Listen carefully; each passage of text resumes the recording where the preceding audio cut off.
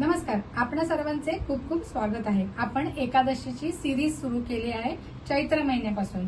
की आपल्याकडे ज्या 24 एकादशी आहेत, प्रत्येक एका एकादशीचं महत्व आहे, प्रत्येक एकादशीचं नाव वेगळं आहे। आज आपण पाहणार आहोत आषाढ महिन्यातील कृष्ण पक्षामध्ये येणाऱ्या एकादशीची कथा। तर ही जी कथा आहे, तर एक धर्मराज युधिष्ठिरांनी श्रीकृष्णांना विचारलं की जसं अधिक महिन्यातील शुक्ल पक्षातल्या कृष्ण एकादशीचं तुम्ही मला कथा सांगितली, तशीच कृष्ण पक्षातल्या एकादशीची कथा मला सांगा। तेव्हा श्रीकृष्णांनी एक पौराणिक कथा सांगितली धर्मराज युधिष्ठिरांना। एका गावामध्ये एक क्षत्रिय होता की जो खूप कष्ट करायचा आणि न्यायप्रिय होता, पण एका ब्राह्मणाचा आणि त्याचा खूप मोठा वाद झाला। या वादामध्ये तो क्षत्रिय खूप चिडला, रागावला आणि त्याच्या हातून त्या ब्राह्मणाची हत्या झाली। ते हत्या झाल्यानंतर क्षत्रियाला त्याचा खूप म्हणजे पश्चाताप झाला की माझी चूक झाली, की मी त्याला तिथं सोडून देऊन पुढे जायला हवं होतं। त्याच्या मनामध्ये असे विचार यायला लागले। मग त्यांनी समाजातील जे वरिष्ठ ब्राह्मण लोक होते त्यांना त्याच्या अंत्यसंस्काराची परवानगी मागितली, पण त्या लोकांनी त्या क्षत्रियाला त्याच्या अंत्यसंस्कारांची परवानगी दिली नाही। आणि ब्राह्मण हत्येचं पाप आपल्याकडनं झालं आहे ही गोष्ट मनात ठेवून तो जंगलात फिरायला म्हणजे गेला की मला कुठून मोक्ष मिळेल आणि मी हे ब्राह्मण हत्येचं पाप माझ्यावर जे लागलं आहे ते त्यातून कसा बाहेर येऊ।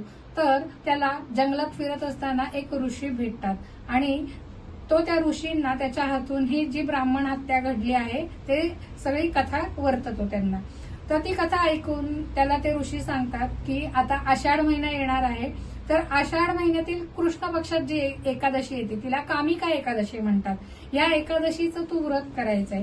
या एकादशी दिवशी श्रीहरी विष्णूंना तुळशीचे पान वाहून त्यांची पूजा करायची आहे आणि त्या दिवशी विष्णू सहस्त्रनामाची आवर्तन करायची आहेत आणि रात्रभर जागून नामस्मरण आणि गुणसंकीर्तन करायचं आहे।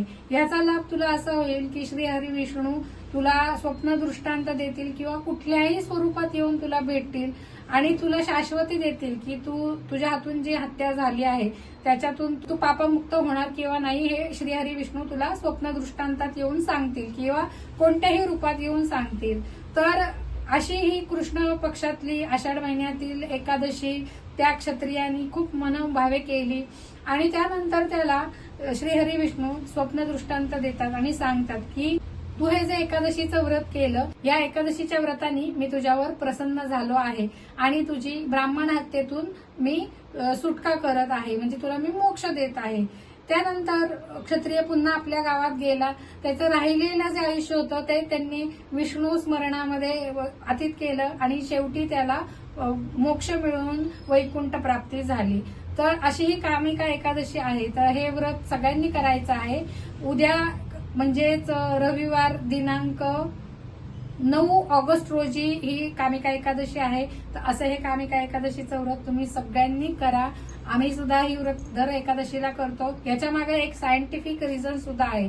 जसं आपल्याला माहितीये चंद्राच्या 16 कला असतात, म्हणजे 15 दिवसांनी अमावस्या आणि पुढील 15 दिवसांनी येते पौर्णिमा येते, पण त्या दोन्हीही 15-15 दिवसांमध्ये जे एकादशीचा दिवस असतो त्या दिवशी आपल्या शरीराची पचनशक्ती खूप कमी झालेली असते आणि म्हणूनच त्या दिवशी उपवास सांगितला गेलेला आहे। या उपवासामुळे आपल्याला आपल्या हेल्थला सुद्धा चांगले बेनिफिट्स मिळतात।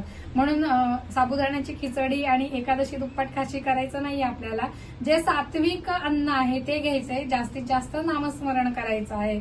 याचा फायदा आपल्या शरीराला सुद्धा निरोगी राहायला मदत करतो। तर असं एकादशीचं व्रत तुम्ही सगळ्यांनी करा आणि तुम्हाला काय फायदा होतो तो आम्हाला नक्की कळवा। धन्यवाद।